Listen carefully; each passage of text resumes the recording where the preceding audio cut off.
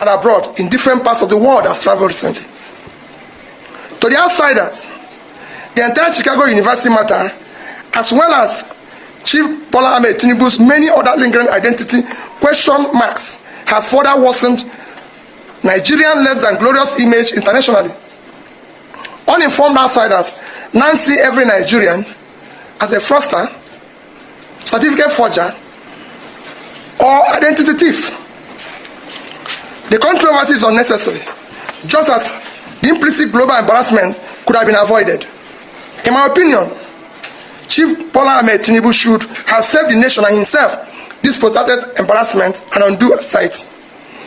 Even in this late in the day, however, Chief Ahmed Bola Tinubu still owes the nation and the world a simple debt of obligation only he can discharge. I therefore respectfully and humbly call on him to immediately and personally mount the rostrum of his present high office to perform a simple task once and for all time. He should reintroduce himself to the nation he governs and to the world for avoidance of further doubt. He should let the world know his name, his nationality, his place of birth, his parentage, the primary and secondary school he attended with dates, as well as the actual universities he attended and certificates obtained. He should indicate clearly where and when he did his national youth service. In addition, if at any time he has had a change of name, he should say so clearly and circumstance that his name itself is no crime. This is a simple task that will take only a few minutes. It requires no affidavit, prolonged court process, spokesperson, agents or surrogates. The task is one that only Chief Bola Tinubu himself, through a direct personal statement, can perform. He must perform this task urgently in order to lay to rest, once and for the last time, the many lingering doubts and valid speculation about his true identity. A leader cannot outsource a clear, unambiguous personal statement about his identity to political surrogates, official spokespeople, lawyers, or any other person, no matter how highly placed.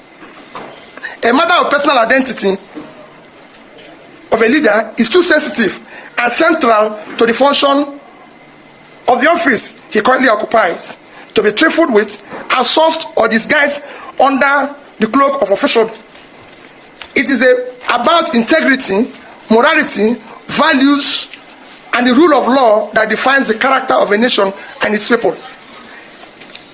In his present capacity as a leader of a nation of over 200 million Nigerians, his true identity is a matter of grave national and international interest. The people deserve to know with certainty the true identity of their leader, and this overrides whatever rights he may have to personal privacy.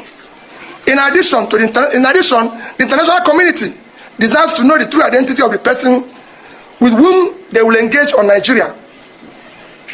Having stood for an election of elevated office of the President of the Federal Republic of Nigeria, Chief Bola Tinubu have implicitly undertaken to cede the rights of private citizens in favor of life of open disclosure of his true identity and other circumstances that might be of public interest. His personal integrity demands no less.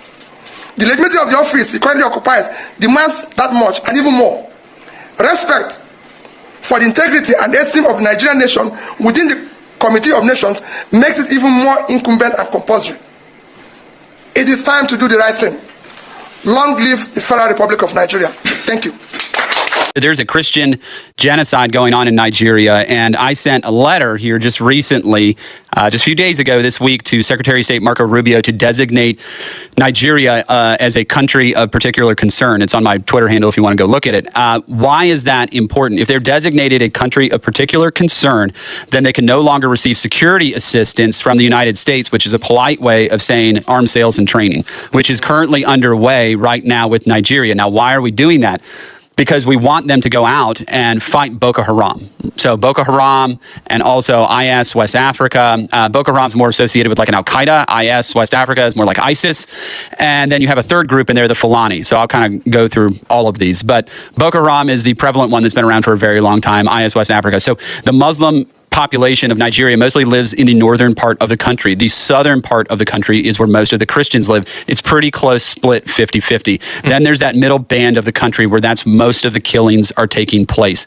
The Fulani are ones that's an ethnic group. Most of them farmers are the ones that are undertaking a lot of this indiscriminate killing. But just to give you a couple of examples have been happening just this year alone, there's been 7,000 Christians murdered. That's 35 a day. Oh my goodness. Since 2009, 51,000 have been murdered. And so these folks are obviously Christian martyrs, in my opinion. In my view, they've been martyred for their faith. Amen. And it's a tragedy that's unfolding, and we're not doing anything about it. Now, to go back to that designation, why is that designation not there? President Trump put that designation on them, that country of particular concern, in his first term.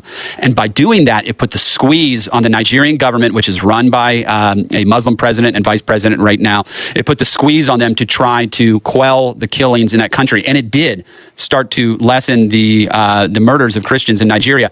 The Biden administration took that designation off. My goodness. Why? They took the designation off, and so I am He's a devout Catholic, Libby. Yeah. Because he is a devout Catholic. Yeah, speaking as a devout Catholic, I'd like to see that designation put back on. And just to be clear, this Christian population, they're not just Catholics. About a third is Catholic, third is Anglican, third is evangelical. So it kind of spans the gamut there. And this is a genocide that is happening there, and the United States needs to do something to tighten the screws on Nigeria. We have a lot of security assistance going on with them right now, and there's room for us to be able to turn up the volume, or turn up the heat on them, so to speak, and hopefully stop this. It's continuing to escalate. They're kidnapping priests and murdering them. There was one they've had 200 priests in the last few years that have been kidnapped. They just had 54 people martyred on Palm Sunday, Ash Wednesday. They kidnapped and murdered a priest. That's just this year alone, and it's going to continue unless we do something. And that's why I'm urging Secretary of State Marco Rubio to redesignate them a country of particular concern. So that's kind of the lay of the land of what's happening. I will say that as of today, what we have in Nigeria is not a democracy, and it will be wrong in grammar and in political science to call this a democracy. This is not a democracy. And it is simplistic enough for anybody to understand. There are two pillars of democracy: the rule of law and the integrity of the ballot. Both are absent in Nigeria today. Let us talk about the rule of law. The law in Nigeria requires that every candidate for presidency must be educated to the level of West African senior secondary school certificate or its equivalent. If you look at the INEC form of Bola Tinubu, you will see primary school nil, secondary school nil. On that basis, he is not qualified to even be a local government chairman. That is a fact. And that is easily verifiable. That anybody will call this a democracy is completely erroneous. Going further, if you look at the Lagos Coastal Road, it violates every relevant law in Nigeria, starting with the Procurement Act that requires competitive bidding. Go all the way to extra budgetary expenses, violation of the Appropriation Act. Go all the way to the violation of the Prohibition Against Corruption, because that road cannot be worth more than 88 billion, this 47-kilometer section. But it's been done for 1.06 trillion. That's over 10 times the cost. And don't forget, I am talking from my position as a registered engineer. I am talking with full professional authority. That 47 kilometers should cost only about 88 billion. What is being done for 1.06 trillion. That violates the constitutional prohibition against corruption. So you can see that the rule of law is completely absent. I can continue counting. Did you listen to that? No, did you listen to that? Okay. Now, this was Peter Obi after that presidential election when they stole his mandate. The INEC and the Supreme Court made Tinubu the winner, the president, not the wishes of Nigeria. Now, you see, since then till now, a lot of problems follows that stealing of mandate. Till today, we are still going through that problems. Identity theft. If I ask you now, till today, you do not know where Tinubu is from. You don't know if he's from Osun State, from Lagos State. You don't know his identity. Everything is hidden. You don't know. A president of a country, what do you expect? What do you expect? Now, this Peter Obi asked this question, then they should reintroduce himself, who he is. Tell us. Because he failed to do that, the Supreme Court either made him the president, the problems follow. Nigeria is going through a lot under Tinubu's government just because of this issue. Everything about this man is complicated. Everything about him is complicated. The constitution says, okay, now the constitution even makes it easier for you that anybody who want to contest for the office of the presidency, all you need is a school certificate. You don't need a professor degree. You don't need a master's degree. You don't need even higher institutions degree. Once you have your school cert, you are qualified for the office. So what is there? What is so difficult for Tinubu to present? So all these things. Now, the simple as school cert, Tinubu does not have it. School cert is no. Are you listening to that one? According to the documents submitted to INEC. But yet, the constitution says you must submit those things. Tinubu did not submit those things. School cert, no, nothing was provided. Because the one he provided, his primary school, he said he graduated. The primary school, he graduated from the time the school was not in existence. The school has not been established as at then the Tinubu graduated. How possible was that? That's the reason why they now left that no. They say it does not matter. Chicago State University, you went to, no certificate for it. It does not matter. Everything about this man is complicated. Now Nigerians are now facing the problems that only one person caused to this country, home and abroad. Though now the US issue of killing, bye. Tinubu now, does he care? It doesn't care. He doesn't care. Now these people, they released the list. They said the Christian is a Christian genocide going on in Nigeria. Now they're targeting the Christian. They are killing the Christian day by day. Now the US want to sanction Nigeria. Now anyway, not Nigeria, or I don't know, not Nigeria. They want to sanction. They should sanction the politicians who are in one way or the other connected to this problem going on in Nigeria. This killing. Now the Senate president said they want to let some delegates to the US to go and explain, teach them, lecture them that it is not Christians. It is not Christian genocide going on in Nigeria. It is both Christians and Muslims. Yes, both Christians and Muslims has been affected, but you cannot even argue that the figures are not the same. If you count thousands of Christians, you are only going to count few of Muslims. Yes, it affects both of them one way or the other, but the major target is the Christians. Even if you don't, because it affects some Muslims. That how many monks have you seen burnt down? How many monks have you seen burnt down? How many imams have you seen die for this problem? How many imams? The numbers of priests, you can't even count them. You can't count them. The numbers of priests, the numbers of churches burnt down for these people. These people burnt down. You can't count them.